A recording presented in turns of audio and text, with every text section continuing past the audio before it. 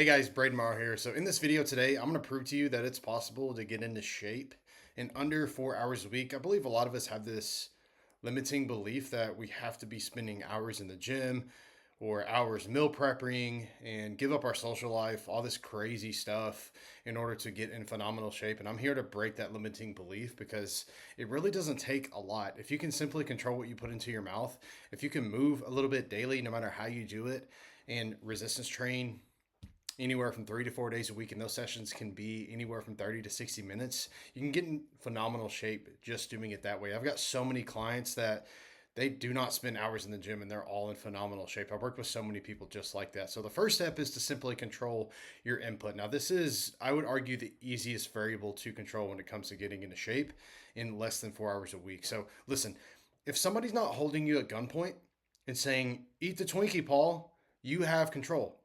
Okay. So the first thing that I would do is simply plan ahead. Now, let's just say you work a regular 9 to 5. Packing your lunch is is a life skill.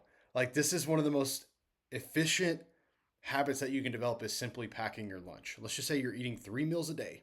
Okay. The two meals that I believe you do have control over are definitely breakfast and lunch. Let's just say you have a family. Okay. Let's keep a regular breakfast in there that's high in protein, high in quality food. Same thing for the lunch. And now, when you have dinner with the family, you have one decision to make. I'm all about removing decision fatigue, especially with nutrition, because the less decisions that you have to make, the better off you'll be. So, if this is you, again, that's just one example. I would keep a couple staple meals in there for breakfast and lunch, and you can simply go into MyFitnessPal, and this won't even take you 5 minutes. Find out, okay, how many calories you need to be consuming, and if you don't know how many that is, then simply go do a TDEE calculator, plug in your numbers, or just multiply your body weight by 13 and weigh yourself after a week and just see where you're at, and if you need to consume a little bit more, consume a little bit less, and make that simple adjustment. But that's where I would start, and then go into MyFitnessPal.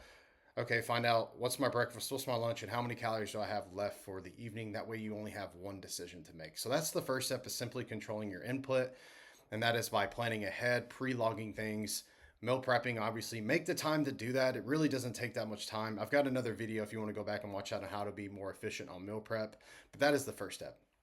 Now, the next step is to hit a daily step goal. Now, I would say a generic 8 to 10,000 steps, but let's just say you're at 2 to 4, bump it up to 6 to 8, right? It doesn't have to be perfect, it doesn't have to be very specific, but the point is to just simply get moving more. Some things that you can do to intentionally get more steps in is park further away. You can take what I call walk snacks. This is a very efficient hack, and ironically, as a fitness coach, I'm pretty sedentary behind the screen. But when you have these little blocks of 5 to 10 minutes in between moments, instead of sitting there doom scrolling or having having small talk with your coworkers, get up and move for 5 or 10 minutes. And that doesn't have to be outside. It can be around the office, simply just pacing back and forth.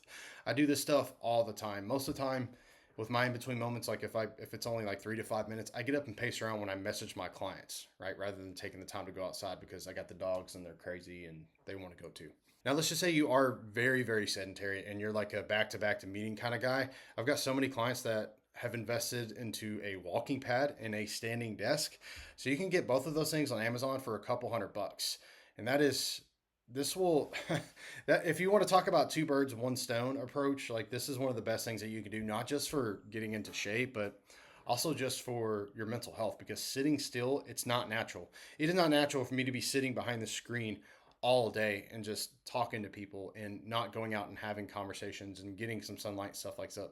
But that's the best thing that you can do in that instance. Let's just say you are a 9 to 5er and you're back to back to back a lot. I would invest into a standing desk, which I have right here, and a desk meal, which, again, you can order this stuff on Amazon. But the point is like, all movement counts. So let's just say you're a blue collar worker or you're on your feet all day. That's actually working out in your favor. So, and lastly, you need to resistance train 3 to 4 days a week. Now, it doesn't have to be like a strict bodybuilding split. It doesn't have to be a strict CrossFit split, like whatever it is, right? It doesn't really matter. Like, some sort of resistance training, I would advise at least doing some sort of like full body training. That could be 3 days a week. Say you're somebody that doesn't like to lift weights or time is an issue.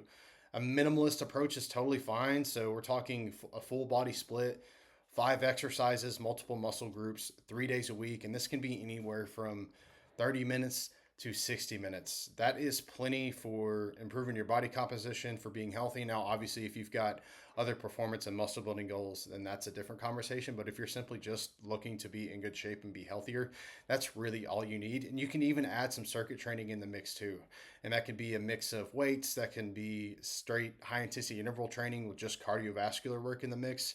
It really doesn't matter. The point is just to get to the gym, or it doesn't have to even be in the gym. You can do the stuff at home too, whatever works. Now, the last thing that I want to bring up is don't strive to be perfect with this stuff. I can't tell you how many people that sign up with me and they're asking, like, hey, I want to train more. Hey, I want to do more cardio sessions and stuff like that. I'm like, listen, like, you don't necessarily need that to get into phenomenal shape or to reach the goal that you have. I'm a big believer in the minimal effective dose, especially in the beginning phases. Now, if you have been consistent for several weeks, several months, then maybe that is something that you can consider is increasing the frequency of your training. However, from the get go, set a daily step goal. Like, have at least 3 training sessions. If you want to have some elective sessions for, like, say, like a sport or a performance oriented goal or like a cardio session, that's fine too. But don't be under this like umbrella belief that you have to go 5, 6, 7 days a week. That's not necessary, because what most people do is they will set unrealistic expectations of themselves, saying like, okay, I've got to go to the gym 7 days a week, and maybe they get 4 sessions one week, they get 3 the next, then they get 5 the next, then 6 the next, and then it's 2, then it's 1, and then they just give up all in all. So it's best to start with a minimal effective dose, stay consistent with that, and then reconsider after having several weeks, several months of consistency. So there you have it. Control your input with your calorie intake, move more by hitting a daily step goal, resistance train 3 to 4 days a week, anywhere from 30 to 60 minutes. Now, if you'd like more one-on-one support from myself and my team directly in your weight loss journey, book in a call with me. We'll discuss where you're at currently.